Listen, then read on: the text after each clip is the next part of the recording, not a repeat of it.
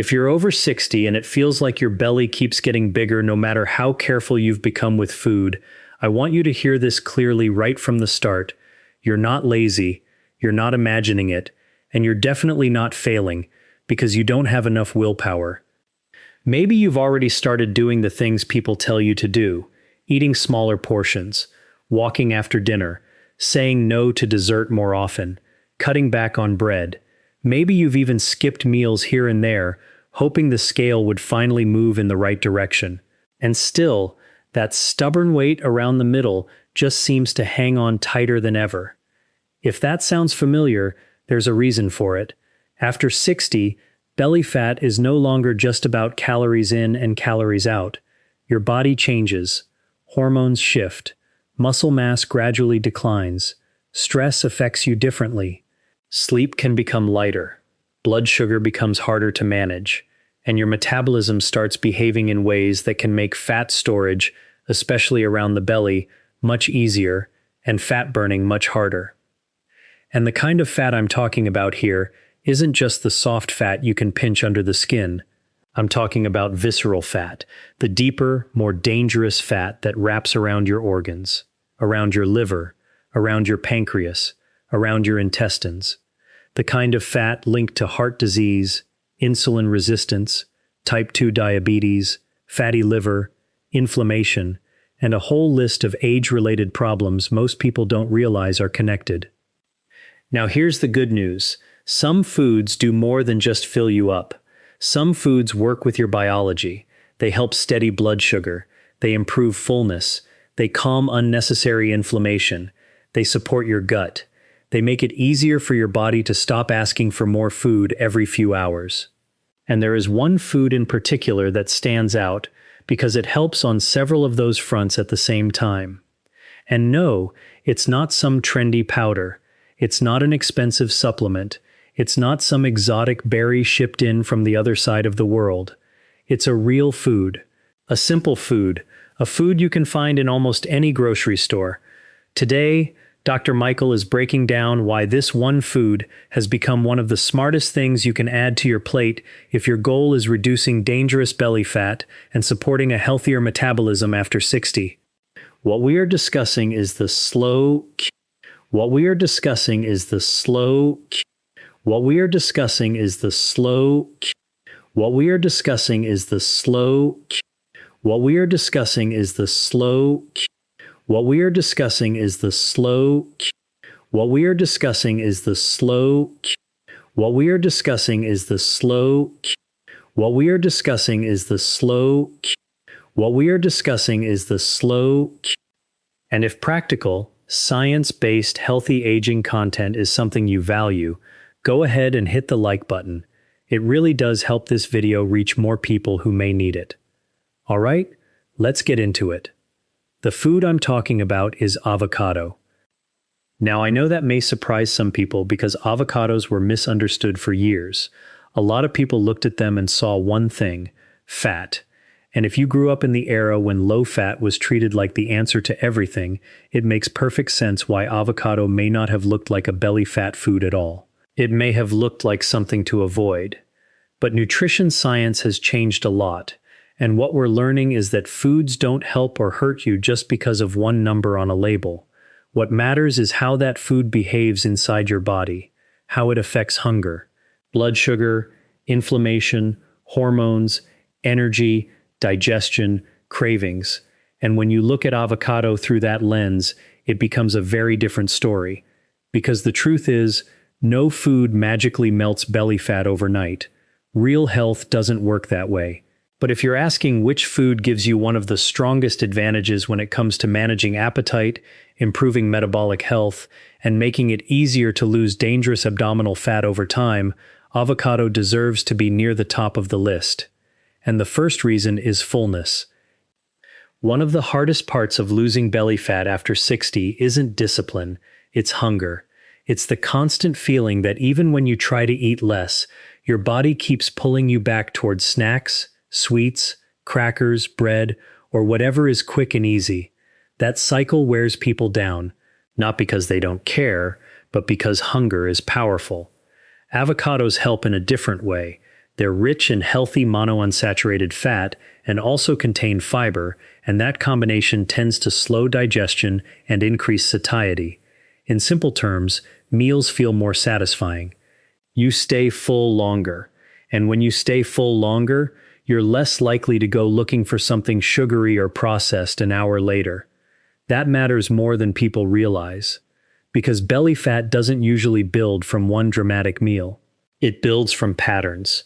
A sweet breakfast that leaves you hungry again by 10 a.m., a sandwich that spikes blood sugar and leads to cravings in the afternoon, a handful of chips while dinner is cooking, a dessert at night because the day left you tired and unsatisfied. These small moments add up.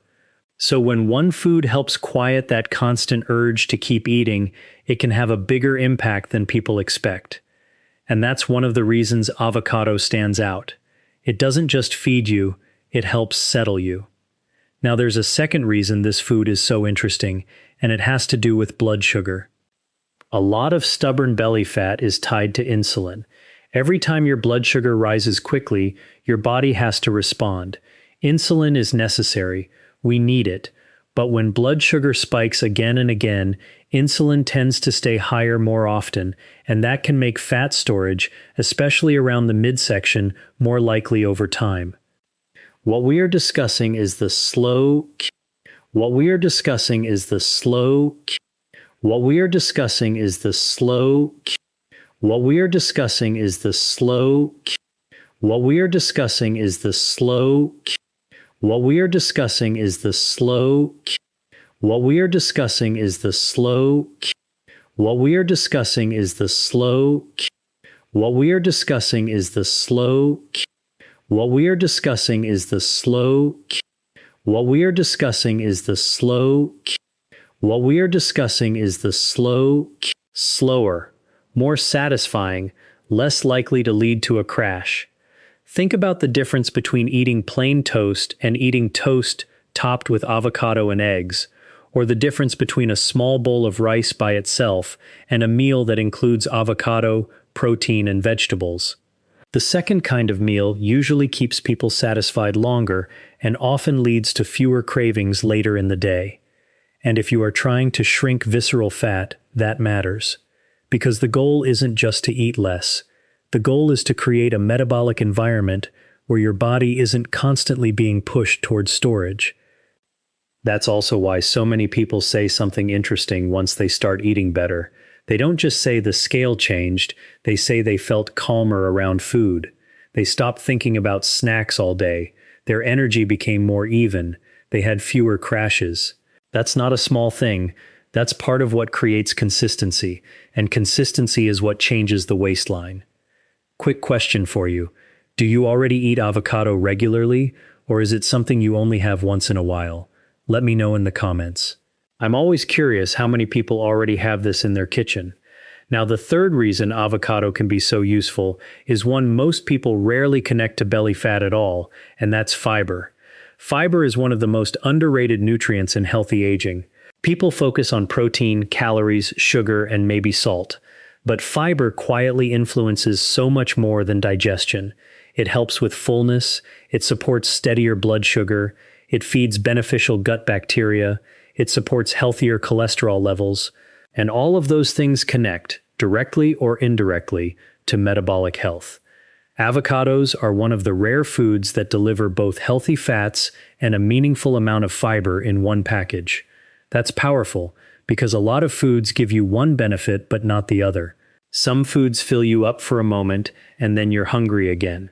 Some foods taste healthy but don't do much for appetite. Avocado works from multiple angles, and that gut connection matters. Your gut microbiome does far more than help digest food.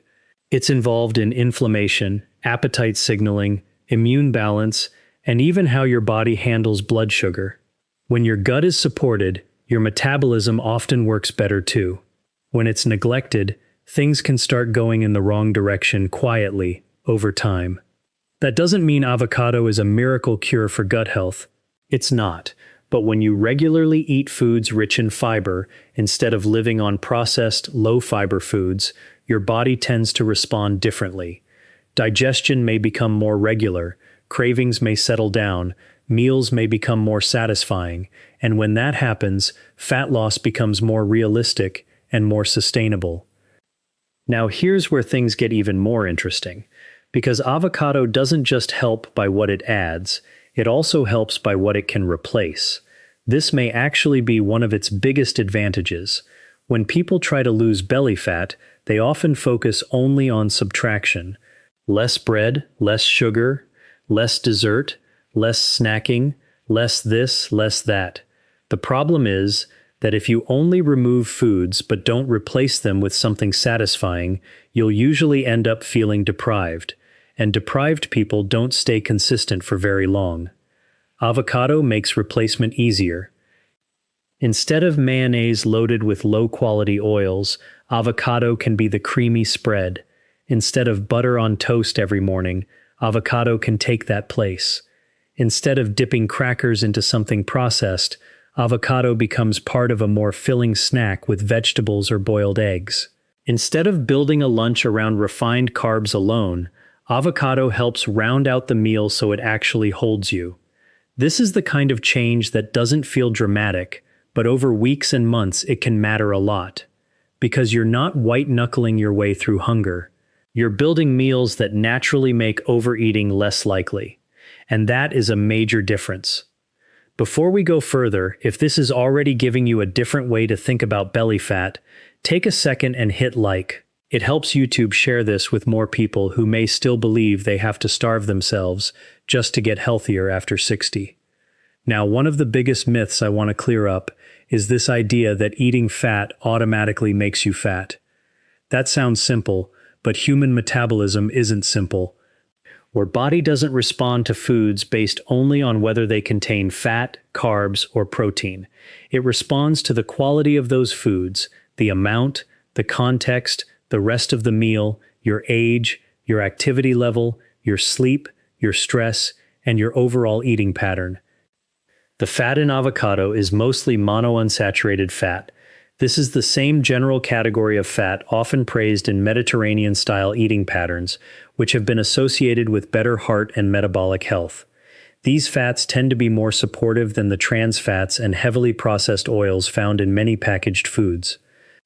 So when someone avoids avocado because it's too fatty, but keeps eating crackers, sugary cereal, sweet coffee drinks, or low-fat packaged snacks that leave them hungry an hour later, they may be avoiding exactly the wrong thing. That's part of why healthy eating can feel so confusing. People end up fearing the food that helps them while trusting the food that quietly works against them.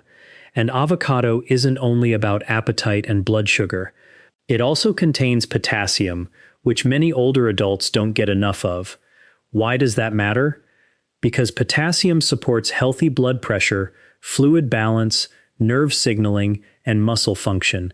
And muscle function matters. Strength matters. Energy matters. Staying active matters. The more capable your body feels, the easier it is to keep doing the walking, climbing, carrying, gardening, stretching, and day-to-day movement that helps fight belly fat in the first place. Sometimes people talk about losing belly fat as though it starts and ends with the plate, but real progress usually comes from the combination of better food choices and the ability to stay physically active. And any food that helps support that bigger picture becomes far more valuable. That's also why Dr. Michael always tells people not to chase vanity alone. The goal is not simply a smaller waistband. The real goal is a stronger life, more energy in the afternoon, better movement, less heaviness, more confidence going upstairs, more freedom in your body, better checkups, more years where you feel like yourself. And that brings me to another reason avocado stands out. It tends to work especially well for breakfast and lunch. A lot of people unknowingly set themselves up for cravings early in the day. They start with something light but sugary, or something low in protein and low in fiber, and then wonder why by late morning they're already looking for something else to eat. A breakfast with avocado can change that rhythm. Maybe it's avocado with eggs, Maybe it's avocado on whole grain toast with a little protein on the side. Maybe it's avocado added to a vegetable omelet. Maybe it's even blended into a smoothie with the right ingredients if that's something you enjoy. The point is not that avocado must be eaten one exact way. The point is that when it's used strategically, it helps create a meal that is more stable and more satisfying. And that early stability often shapes the whole day. Because if breakfast leaves you satisfied, you're less likely to make impulsive choices later. If lunch is balanced, you're less likely to attack the pantry at 4 p.m. If your energy stays more even, you tend to make better decisions at dinner too. That's how one food can influence much more than one meal. Now, I know some people are thinking this right now. If avocado is so helpful, should I eat as much as I want? Not quite. Healthy foods still fit into a healthy pattern. Portion awareness matters. Consistency matters. Balance matters. Avocado is supportive, but it's not magic. Eating huge amounts of any calorie-dense food while ignoring the rest of your diet won't get the result you're looking for.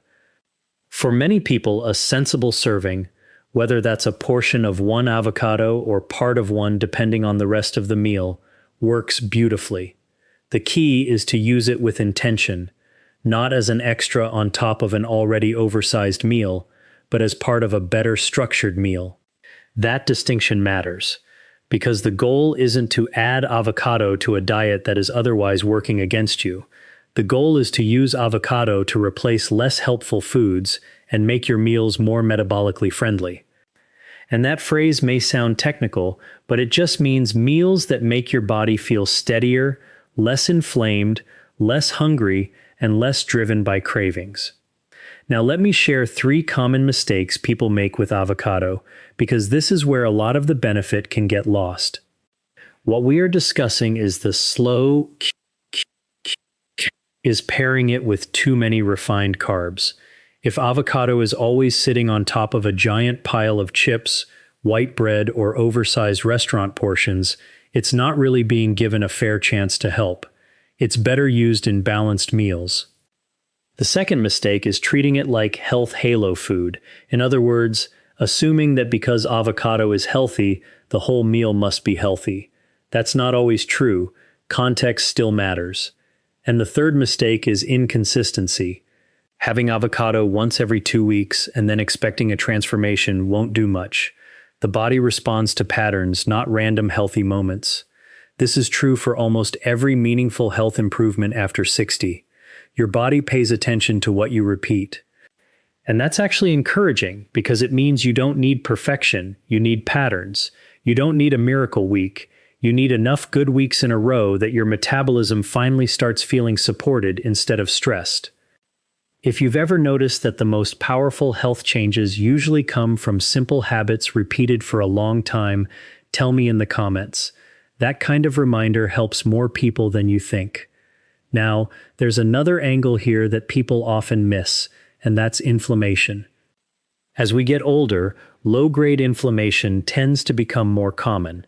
You may not feel it directly the way you'd feel a headache or a sore knee, but it can quietly affect metabolic health, blood sugar regulation, recovery, and fat storage patterns over time. That's one reason why visceral fat is such a concern. It doesn't just sit there, it's metabolically active. Foods that support a healthier overall dietary pattern can help lower that burden, and avocado fits naturally into that kind of pattern. Not by acting like a medicine, but by helping you eat in a way that's generally more stable, more satisfying, and less dependent on highly processed foods. That may sound simple, but simple done consistently is powerful. And the best part is that avocado is practical. You don't need a complicated recipe. You don't need to order anything special. You don't need to spend a fortune. Slice it onto a salad, add it to eggs, put it next to grilled fish, mash it onto toast. Use it in place of spreads you know aren't doing you any favors. Add it to a lunch bowl with beans, vegetables, and protein. Keep it simple. People sometimes underestimate how much progress comes from making the healthy choice easier. If the right food is convenient, enjoyable, and satisfying, you are far more likely to repeat it, and repetition is where results come from. Now, I also want to say something important for anyone listening carefully. No single food eliminates the need for the basics. Avocado can help, but it works best inside a bigger lifestyle. Regular walking, strength work if you're able, enough protein, enough sleep, managing stress, eating fewer ultra-processed foods, staying hydrated, getting sunlight, keeping your body moving. That doesn't make avocado less impressive. It makes it more realistic. Because real health is rarely one dramatic secret. It's usually a smart combination of ordinary things done well, and in that combination, avocado earns its place because it helps with several of the hardest parts at once: hunger, cravings, meal quality, blood sugar steadiness, fiber intake, and satisfaction. That is a big deal, especially after 60, when the body becomes less forgiving of chaotic eating patterns. Now imagine what can happen when someone shifts from a breakfast that leaves them hungry by mid-morning to one that actually holds them. Imagine what happens when lunch no longer sends them searching for sweets at 3 p.m. Imagine what happens when dinner feels satisfying enough that nighttime snacking becomes less tempting. Imagine what happens when those little changes keep repeating week after week. Maybe the belly starts to soften a bit. Maybe the waistband feels less tight. Maybe the afternoon crash isn't as strong. Maybe the cravings ease up. Maybe the scale moves slowly. Maybe the doctor visit gets a little more encouraging. Maybe your body starts feeling like it's working with you again. Those are not small wins. Those are the kinds of wins that restore momentum. And once a person gets momentum back, everything changes. Because hope returns. Consistency gets easier, healthy choices stop feeling like punishment, and the body begins to trust the new pattern.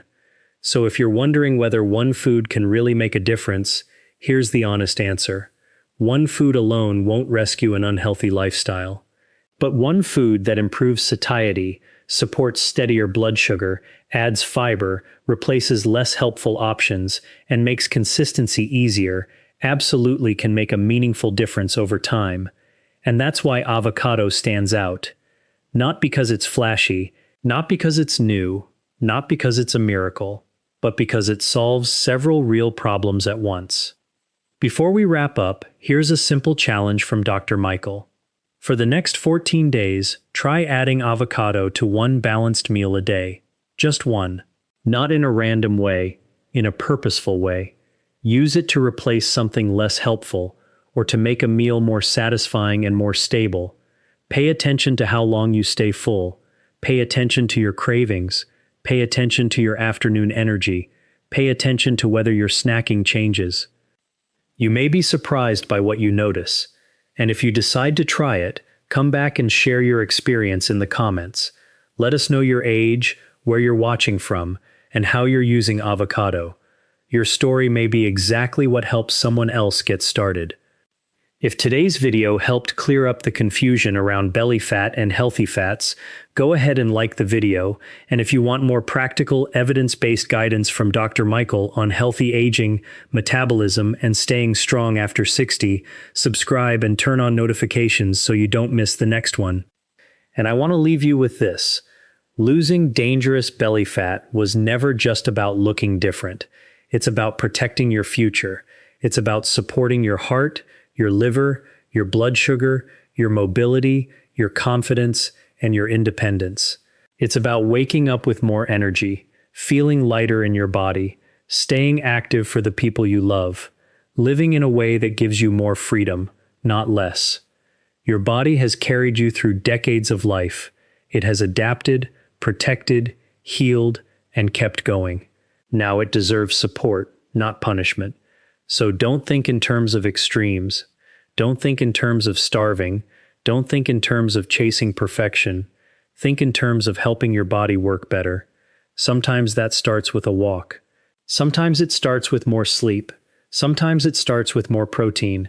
And sometimes it starts with one simple food that makes everything else a little easier. This could be one of those foods. Try it consistently. Keep it practical. Stay patient. And remember, Progress after 60 is still progress, even when it happens slowly, because slow, steady health changes still change lives. Thank you for spending this time with Dr. Michael today. Take care of yourself.